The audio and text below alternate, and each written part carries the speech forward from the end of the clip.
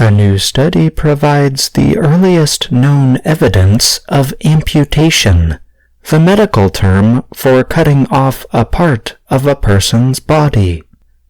Around 31,000 years ago, a young adult had their left foot and part of their left leg removed in what is modern-day Indonesia, the study suggests. Scientists say the amputation was performed when the person was a child, and that the individual went on to live for years.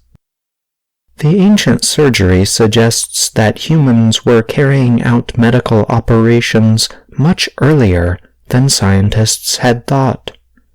The findings are in a study which was published in Nature. Tim Maloney of Griffith University in Australia was the study's lead researcher. Maloney said that researchers were exploring a cave in Borneo, a rainforest area known for ancient rock art, when they came across the person's burial.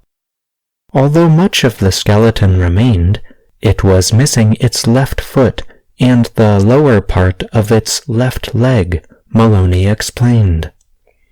After examining the remains, the researchers concluded the foot bones were not missing from the burial or lost in an accident. Instead, the bones had been carefully removed. The remaining leg bone showed a clean cut that healed over, Maloney said. There were no signs of infection, which would be expected if the child had gotten its leg bitten off by a creature like a crocodile. And there were also no signs of a crushing fracture, which would have been expected if the leg had been cut off in an accident. The evidence suggests that the ancient people knew enough about medicine to perform surgery without fatal blood loss or infection, the writers said. Researchers do not know what kind of tool was used to amputate the limb or how infection was prevented, but they believe that a sharp stone tool may have made the cut, and some of the plant life in the area could have been used for medical treatment. Scientists believe that the community cared for the child for years afterward. Surviving as an amputee in a land with steep hills and thick forests would not have been easy, the study said. The child appears to have lived for around 6 to 9 years more after losing the limb, eventually dying from unknown causes as a young adult, researchers said.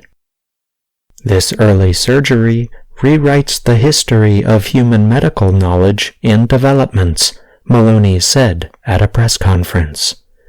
Before this find, the earliest example of amputation had been in a French farmer from 7,000 years ago. The farmer had part of his forearm removed.